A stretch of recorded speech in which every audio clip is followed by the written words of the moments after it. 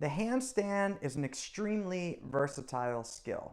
It's something that can be done anywhere. So you can bring it with you on vacation, you can practice it at your home.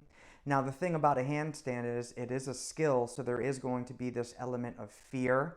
And also, when we learn skills, it's usually good to break them up into sections. So, with the handstand, I like to break it up by alignment, strength, and balance, as well as kick up. And today we're going to work on the kick up side of the handstand. Now, it doesn't mean that you need to have a awesome 60-second handstand in order to practice any of those individual parts. The point is that you practice those individual parts in isolation. Along the way, you become better at the handstand in full, if that makes any sense. All right, so let's get right to the kick up here. So I'm going to start with this first version. It's going to be up against the wall. So we can either start this kick up by a standing position, or we can start it by having our hands on the ground in this low lunging position. So starting with this standing position, I'm going to start with my feet together. What I'm going to do to start the sequence is I'm going to take a step forward with one foot. I'm going to place both hands down on the ground.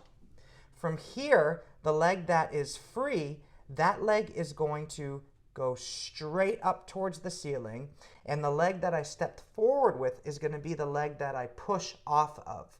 So as soon as I deliver this first leg up to the ceiling, I'm going to push with this second leg, and with that second leg, I'm then going to have it join up to the first leg. Boom.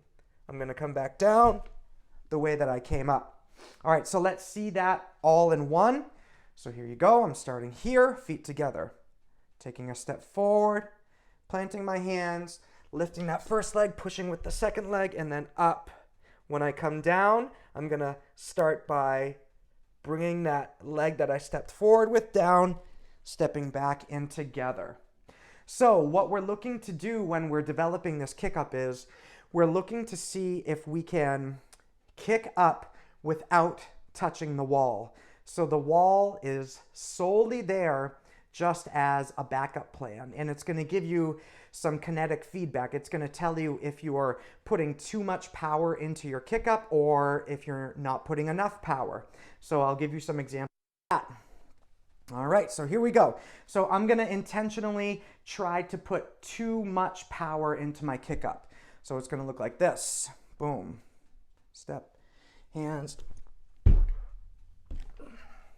Obviously, you heard that thud against the wall, and usually when your feet hit the wall that hard, it instantly pushes you right back off, and you can't even stand up. All right, so now I know that I put too much power into it, so I'm going to adjust. I'm going to put a lot less power. Stepping, hands down, lifting that first foot. Much better, much more gentle. And now this time I'll try to kick up without touching the wall.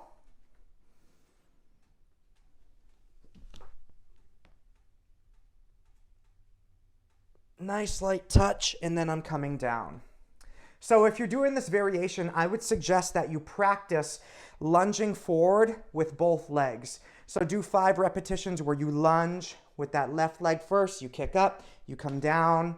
The next 5, you would lunge with the opposite leg, just so you can get used to stepping forward with both legs to give you more versatility. All right, so if we're starting on the ground with our hands, you're going to need to use a little more force with that leg that's pushing off the ground, just because you're not going to have as much momentum as you would if you were starting from that standing position. So if I'm starting from the ground, I'm going to be like this. I'm going to be in that lunging position where my hands are on the ground. And then from here, I'm just going to lift this lead leg up towards the ceiling, and I'm going to push off with my left leg. So that time, I didn't give myself enough power. Here we go. Not enough power. Here we go.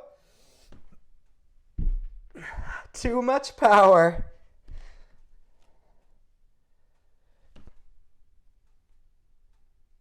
and just the right spot.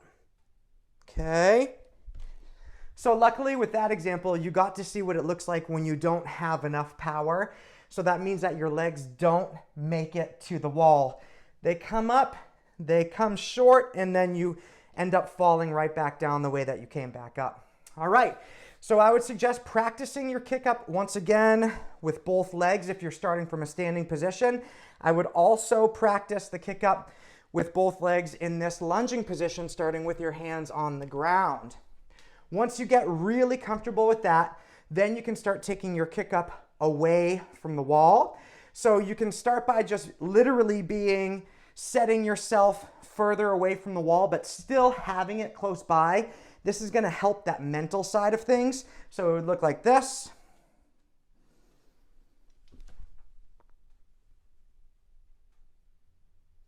I still touch the wall lightly, and then I come down.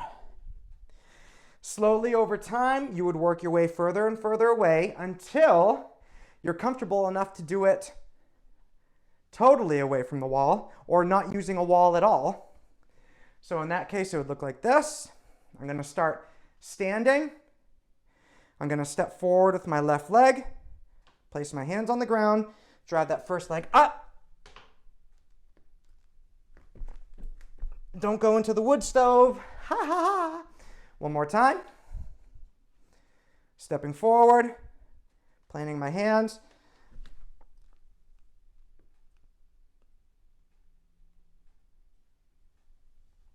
And standing up. Here's how it would look if I started with my hands on the ground, like this.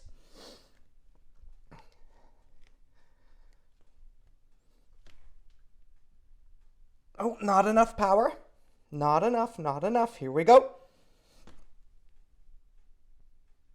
Not enough power. Here we go. One more time. There we go. Awesome. So now I'll come down. And there you go. That is the concept of practicing your kick up for the handstand.